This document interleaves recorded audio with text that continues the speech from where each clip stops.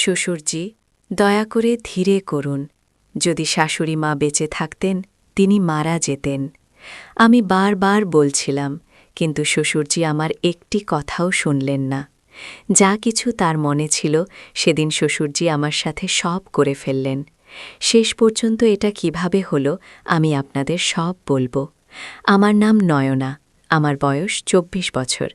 আমি এবং আমার শ্বশুরি চেন্নাইয়ের একটি বাড়িতে থাকি। ১ বছর আগেই আমার শাশুড়ি মা অসুস্থতার কারণে মারা গেছেন। তার মৃত্যুর পর থেকে শ্বশুরজি খুবই বিষণ্ণ হয়ে পড়েছিলেন। তিনি দৈনন্দিন সব কাজ ছেড়ে দিয়েছিলেন এবং বেশিরভাগ সময় বাড়িতেই নিঃশব্দে বসে থাকতেন। আমার স্বামী কয়েক বছর আগে একটি দুর্ঘটনায় মারা গিয়েছিলেন এবং তখন থেকে আমি বিধবা হয়ে শ্বশুরজির সাথে থাকছি। বাড়ির সব দায়িত্ব আমার উপর এসে পড়েছিল। আমি প্রতিদিন বাড়ির সব কাজ করে অফিসে যেতাম। আমার জীবনে এখন আর কেউ আপনজন ছিল না। স্বামী নেই, মা বাবাও নেই, এখন শাশুড়ি মাও নেই। বিয়ের আগে আমার একটি বয়ফ্রেন্ড ছিল, কিন্তু সেও আমাকে ছেড়ে চলে গিয়েছিল। সেই ঘটনার পর ভালোবাসার মতো জিনিসের ওপর থেকে আমার বিশ্বাসই উঠে গিয়েছিল। দেখলে মনে হতো আমার জীবনে শুধু অন্ধকারই ছেয়ে গেছে। শ্বশুরজির দুঃখ আমাকে খুবই পীড়া দিত। আমি চাইতাম তিনি আবার আগের মতো হাসি খুশি জীবন যাপন করুন। আগে তিনি তার বন্ধুদের সাথে দেখা করতেন, তাদের সাথে ঘুরতেন, কিন্তু শাশুড়ি মায়ের মৃত্যুর পর থেকে তিনি বাইরে যাওয়াই বন্ধ করে দিয়েছিলেন। সবচেয়ে বেশি হলে কোনায় সবজি কিনতে যেতেন, বাকি সময় টিভি দেখতেন। ক্রাইম স্টোরি তার প্রিয় প্রোগ্রাম ছিল। যখন আমি অফিস থেকে ফিরতাম, তাকে সেখানেই প্রোগ্রাম দেখতে পেতাম। আমার কখনোই সেই প্রোগ্রাম পছন্দ হয়নি, কারণ সেখানে প্রতিবারই কোনো মেয়ের সাথে কিছু খারাপ ঘটত। আমি সব সময় ভাবতাম, আমি কি তাকে আবার আগের মতো বানাতে পারব? কি কোনো উপায় আছে যার মাধ্যমে তার জীবনে আবার রং ফিরিয়ে ফেরি? এক রাতের কথা, প্রায় ২টায় আমি পানি পান করতে উঠলাম। শ্বশুরজি উপরের ঘরে ঘুমাতেন, আমি নিচের ঘরে ছিলাম। এমন সময় ওপর থেকে কিছু পড়ার শব্দ পেলাম। বাড়িতে সম্পূর্ণ অন্ধকার ছিল। আমি চমকে গেলাম। যদি আমি সরাসরি ওপরে চলে যেতাম, শ্বশুরি হয়তো জেগে যেতেন বা ভয় পেতেন। তাই আমি ধীরে ধীরে কোনো শব্দ না করে ওপরের দিকে গেলাম। দরজা একটু খোলা ছিল। আমি হালকা করে ধাক্কা দিয়ে ভেতরে তাকালাম। ভেতরে যা দেখলাম তা দেখে আমি হতবাক হয়ে গেলাম। শ্বশুরজি মোবাইলে টর্চ জ্বালিয়ে রেখেছিলেন এবং তার প্যান্ট সম্পূর্ণ নিচে ছিল। তার এক হাতে লম্বা একটি গাজর ছিল এবং অন্য হাতে মোবাইল। তিনি মোবাইলে ভিডিও দেখতে দেখতে সেই গাজরটি সামনে পিছনে করছিলেন। সম্ভবত সেই সময় বিছানার পাশে রাখা পানির গ্লাসটি তার হাতে লেগে পড়ে গিয়েছিল, কিন্তু তিনি সেই শব্দ শুনতে পেলেন না। তিনি এতটাই মগ্ন ছিলেন যে দরজা খোলার শব্দ শুনলেন না। শ্বশুরজি ভিডিও দেখতে দেখতে গাজরটি জোরে জোরে নাড়াচ্ছিলেন। সত্যি বলতে আমাকে সেখান থেকে চুপচাপ চলে যাওয়া উচিত ছিল, কিন্তু তাকে এমন করতে দেখে আমার একটা অদ্ভুত অনুভূতি হল। তাই আমি সেখানেই দাঁড়িয়ে রইলাম এবং কোনো শব্দ না করে তাকে দেখতে লাগলাম। কিছুক্ষণ পর তিনি আরও জোরে নাড়ানো শুরু করলেন। তার মুখে বিভিন্ন রকমের ভাব স্পষ্ট দেখা যাচ্ছিল। তারপর অল্প সময়ের মধ্যেই তিনি গভীর শ্বাস নিলেন এবং সেই গাজর থেকে সাদা রঙের পানি বেরোতে লাগল, যেন কোনো পাইপ থেকে ফোয়ারা বের হচ্ছে। পানি বের হওয়ার পর তিনি শান্ত হয়ে গেলেন, মোবাইল পাশে রেখে দিলেন এবং সেভাবেই শুয়ে পড়লেন। আমি ধীরে ধীরে সেখান থেকে সরে গেলাম এবং নিচে আমার ঘরে চলে এলাম। নিচে এসে যা দেখলাম ও অনুভব করলাম তা বিশ্বাস করতে পারছিলাম না যে শ্বশুরজি এমন করতে পারেন। কিন্তু তারপর ভাবলাম যে এটা তো স্বাভাবিক, এতে বেশি কিছু ভাবার নেই। শ্বশুরজি একজন পুরুষ, এবং যদি একজন পুরুষের শারীরিক ইচ্ছা পূরণ না হয়, তাহলে এতে কি অন্যায় আছে? কোনো মেয়েকে শোষণ করার চেয়ে এটা তো ভালো নাকি? এমন ভেবে আমি এটাকে একদম ঠিক মনে করলাম। আমি আরও ভাবছিলাম যে ১.৫ বছর হয়ে গেছে, তিনি কিছুই করেননি, তাহলে তার ইচ্ছা তো থাকবেই। এতে খারাপ কি? এখন যদি তিনি কোনো নারীর শরীর পাচ্ছেন না, তাহলে হাতেরই সাহায্য নিতে হবে নাকি? তিনি এতে আর কি করবেন? এই ভাবতে ভাবতে আমার মনে এই চিন্তা এলো যে এখনের দ্বিতীয় উপায় কি। তখনই হঠাৎ আমার মনে পড়ল যে শ্বশুরজি তাদের গাজর নাড়ানোর সময় খুব খুশি দেখাচ্ছিলেন। আমি তাদের কখনো এত খুশি দেখিনি। তারপর আমার বিশ্বাস হল এবং বুঝতে পারলাম যে শ্বশুরজি কী চান। এটাই সেই এক জিনিস যা তাদের আগের মতো আবার খুশি করতে পারে। আমি অনেকক্ষণ ধরে এই নিয়ে ভাবছিলাম যে আমি শ্বশুরজিকে কিভাবে খুশি রাখতে পারি। আমার কোনো উপায় মাথায় আসছিল না। যদি তাদের জীবনে অন্য কোনো মহিলা চলে আসে, তাহলে তারা কত খুশি হবেন? এই ভাবতে ভাবতে আমি ঘুমিয়ে পড়লাম। পরের দিন সকালে শ্বশুরজি স্নান করতে গেলে আমি নাস্তা বানাচ্ছিলাম। হঠাৎ আমার কালকের দৃশ্য মনে পড়ল এবং মনে চিন্তা এলো যে একবার দেখি শ্বশুরজি মোবাইলে কোন ভিডিও দেখেন। সকালের সময় ছিল, শ্বশুরজি বাথরুমে ছিলেন এবং আমি রান্নাঘরে চা বানাচ্ছিলাম। কিন্তু আমার মন বারবার সেই রাতের দৃশ্যে চলে যাচ্ছিল। আমি এখন তাদের একাকিত্ব বুঝতে শুরু করেছি। একজন মহিলা যখন একা হয় তখন সবাই তার দুঃখ বোঝে, কিন্তু একজন পুরুষ যখন একা হয় তখন তাকে শুধু শক্ত থাকতে হয়। ভেতর থেকে কতটা ভেঙে পড়ে তা কেউ জিজ্ঞাসা করে না। আমি আস্তে করে শ্বশুরজির মোবাইল তুলে নিলাম। মোবাইল লক করা ছিল না। হিস্ট্রি খুললাম। তাহলে কিছু ভিডিও দেখলাম, কিছু ঠিক যেমন আমি রাতে দেখেছিলাম, কিন্তু তাদের মধ্যে কোনো জোড়াজুড়ি বা অশ্লীল কথা ছিল না। সবগুলিতে কনসেন্ট, সফটনেস এবং ইমোশন ছিল। আমি অবাক হলাম। হয়তো তারা শুধু শারীরিক নয়, আবেগত সংযোগও চাইছিলেন। সেই দিনই আমি প্রথমবার তাদের জন্য আমার হাতে করে লাঞ্চ বানালাম, একটু দেশি ভালোবাসা দিয়ে। যখন তাদের পরিবেশন করলাম, তখন তারা মাথা তুলে আমার দিকে তাকালেন। অনেক দিন পর তাদের চোখে একটু আলো ছিল। নয়না, তুমি খুব ক্লান্ত হয়ে যাও, একটু বিশ্রামও করে নাও, তারা বললেন। আমি হাসলাম। আপনার জন্য যা করি তা ক্লান্তি মনে হয় না। তারা কিছু বললেন না, শুধু একটি দীর্ঘ শ্বাস ফেললেন। হয়তো তাদের মনেও কিছু চলছিল। সেই রাতে আমি নিজেকে প্রশ্ন করলাম, আমি কি তাদের আবার বেঁচে থাকার কারণ দিতে পারি? এবং সেই কারণ কি আমি নিজেই হতে পারি? এই প্রশ্নগুলিতে ঘেরা আমি সেই রাতে ঘুমিয়ে পড়লাম। পরের দিন সকালে আমি রান্নাঘরে চা ফুটাচ্ছিলাম, কিন্তু আমার মন সেখানে ছিল, উপরের ঘরের দিকে। শ্বশুরই স্নান করতে গিয়েছিলেন এবং তাদের মোবাইল নিজের টেবিলে রাখা ছিল। হৃদয়ে দ্রুত স্পন্দিত হচ্ছিল, কিন্তু হাত নিজে থেকেই সেই ফোনের দিকে বাড়ল। ফোন আনলক ছিল। সরাসরি ভিডিও প্লেয়ারে গেলাম এবং সেখানে কিছু নাম দেখলাম।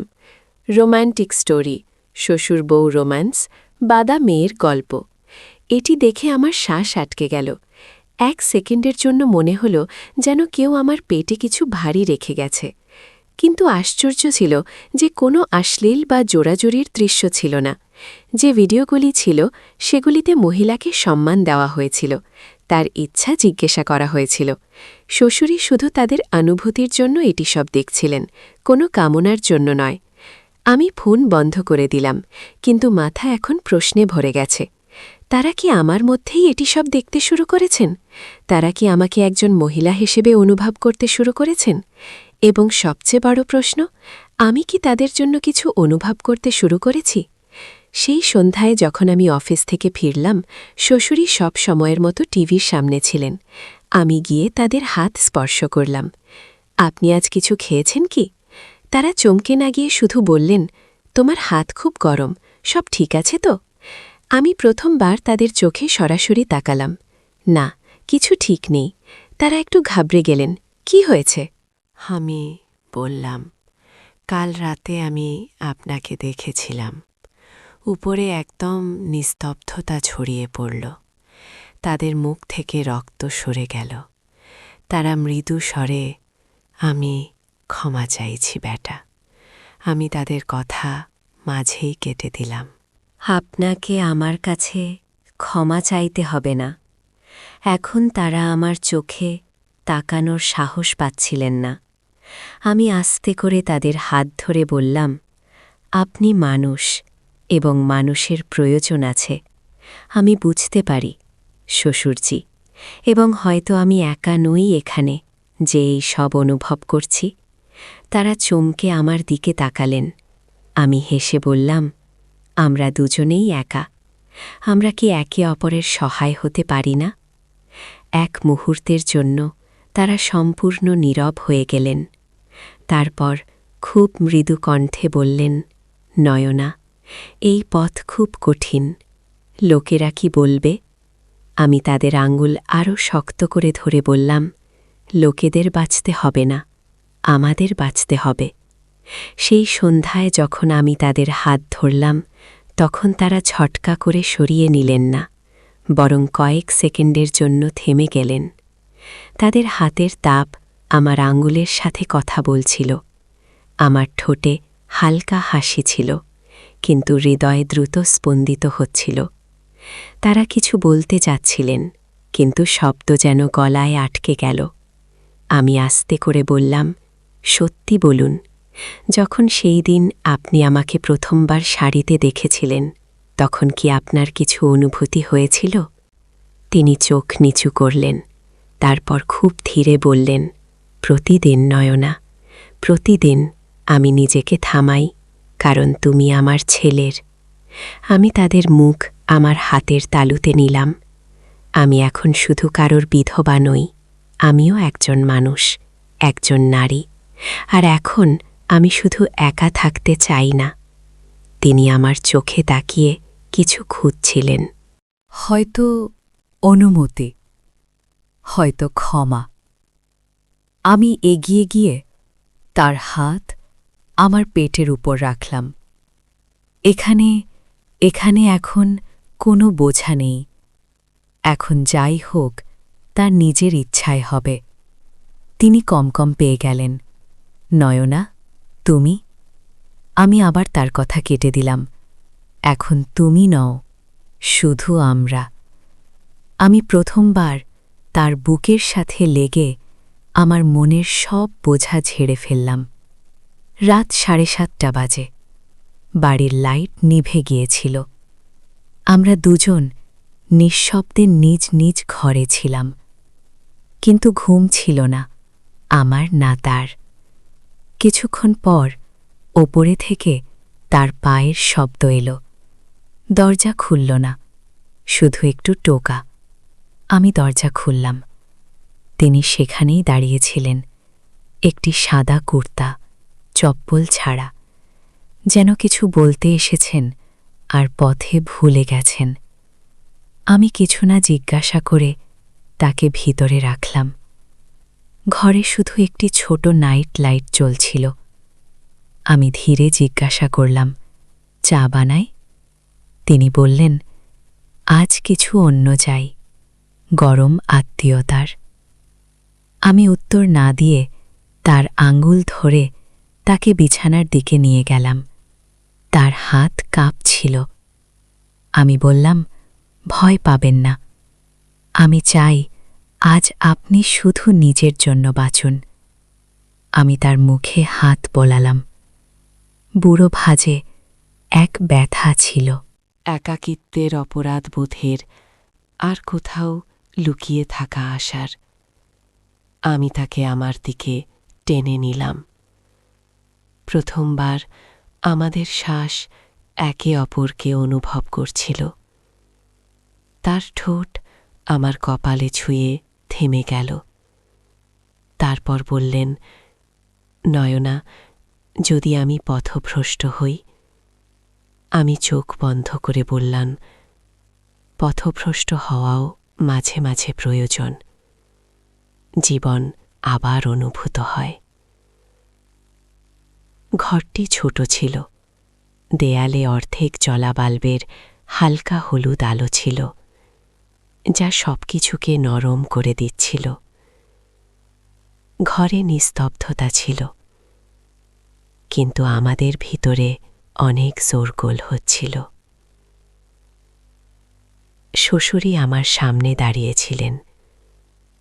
তার চোখে সংকোচ ছিল, কিন্তু হাতে এক অজানা অস্থিরতা। আমি ধীরে তার কুর্তার বোতামে আঙুল রাখলাম। যদি আপনি চান না বলতে পারেন। তিনি কিছু বললেন না, শুধু একটি নিঃশ্বাস ফেললেন এবং চোখ বন্ধ করলেন।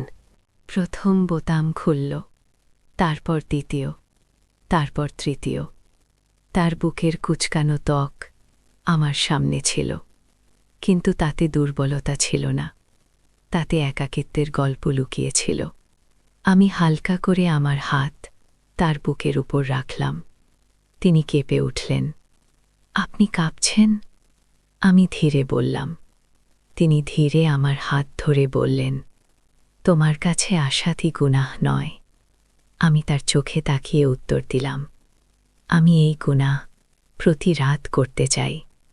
আমি আমার শাড়ির পেন খুলে দিলাম। কাঁধ খুলে গেল, আর তার হাত নিজে থেকেই সেখানে গিয়ে ঠেকল।